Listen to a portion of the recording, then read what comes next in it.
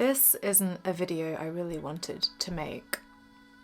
In fact, I didn't really want to make anything at all, but here I am. A little over a week ago, my beloved dog Benji passed away. And life's just felt really heavy. When you feel like that, the last thing you want to do is pick up a camera or create anything, or even get out of bed some days. But it reminded me of something I learned when my dad passed away. That sometimes when you're in the middle of something really difficult, you have two choices. You could either let it consume you, or you can take all of that pain and make it into something. Something honest and something real. So I decided to do that, even though I didn't want to, and even though it felt like I had absolutely nothing to give.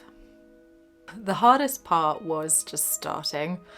I did not have a plan, I did not have any ideas, and I definitely did not have any motivation.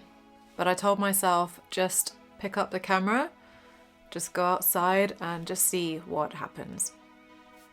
I wasn't trying to make anything special. I wasn't even trying to make anything remotely good. I just wanted to make something that felt like how I was feeling. I didn't look at the photos after I took them. I didn't even scan them. To be honest, I really didn't care what they looked like, because this wasn't about what they looked like. It was about the process. It was about being in this present moment and putting something, anything, out there into the world instead of letting it sit inside of me.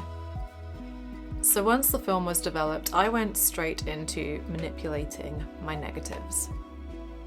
I took a pen, I took a knife, anything sharp that I could find, and I started etching into the negatives. I was scratching, cutting. I wouldn't say it was to destroy them, but I wanted to see if I could pull something more raw and visceral out of these pictures. Because grief, it feels messy.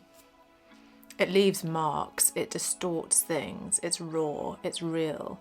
And I really wanted to express that in these images. I didn't know what the final images would look like until I scanned them at the end. And when I saw them, they were strange. They were imperfect, full of scars, full of distortions, full of pain, and in a weird way it just felt right. These aren't my best photos. They're probably not going to be shared on my social media pages, but they're important to me because they're a true reflection of where I was exactly in that moment in time. I think sometimes we get caught up in the idea that everything has to be good, that it has to be shareable or impressive or worth something.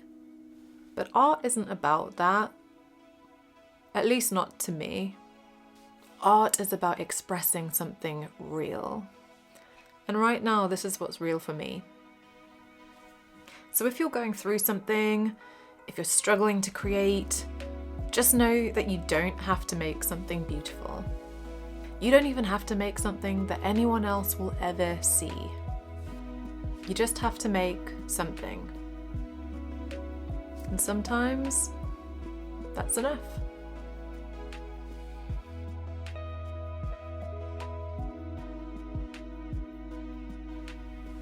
Thanks so much for being here, and I'll see you in the next one.